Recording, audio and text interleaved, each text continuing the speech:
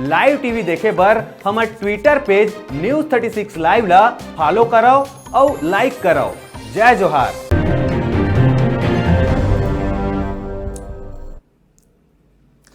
खबर 36 में आगू बढ़बो बात करबो दुर्ग जिला के। पुलिस महानिदेशक के निर्देश में दुर्ग जिला में कबाड़ी कारोबार मन के ऊपर उखर गोदाम में छापामार कार्रवाई ले हड़कंप मच गई। पुलिस हा एक दो नहीं बल्कि 13 कबाड़ी कारोबारी मन के ठिकाना में दबिश दीज और लाखों के माल बरामद करी।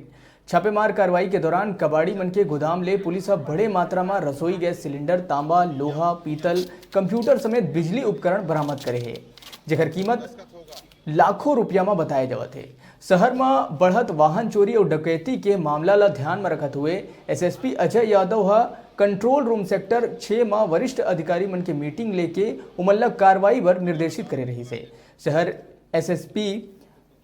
एसपी रोहित झा हा जिला भर के सीएसपी के नेतृत्व में टीम बना के अलग अलग थाना क्षेत्र में रवाना करी। सूरज निकले ले पहली ही बिहनिया ही कारोबारी मन के ऊपर अब तक के सबले बड़े कार्रवाई करे गए हैं।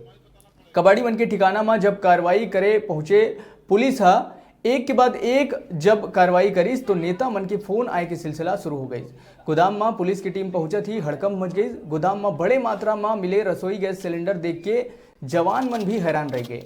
फिलहाल पुलिस की टीम हा कबाड़ जब्त करके जांच ला शुरू कर दिए है। दुर्ग के अलावा भिलाई, चरौदा सहित कई इलाका के कबाड़ी के गोदाम में मिले सामान की जांच पुलिस हा शुरू कर दिए है। पुलिस की टीम द्वारा एक साथ कई कबाड़ी कारोबारी मन के गोदाम में छापामार कार्रवाई ले दिन भर शहर में चर्चा के दौर गर्म रही।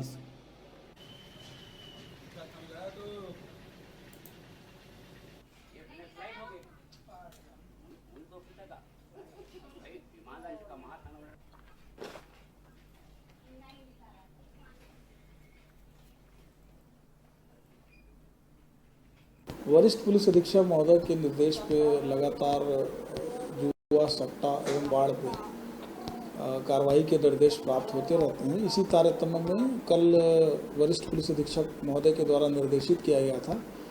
इसके तहत आज सुबह 4:30 बजे लगभग 13 टीमें बनाई गई थी सभी थाना प्रभारियों की, और जिले में जितने भी नोन और अननोन अवैध कबाड़ की शिकायतें थी उस पर एक साथ रेड की कार्रवाई की गई थी।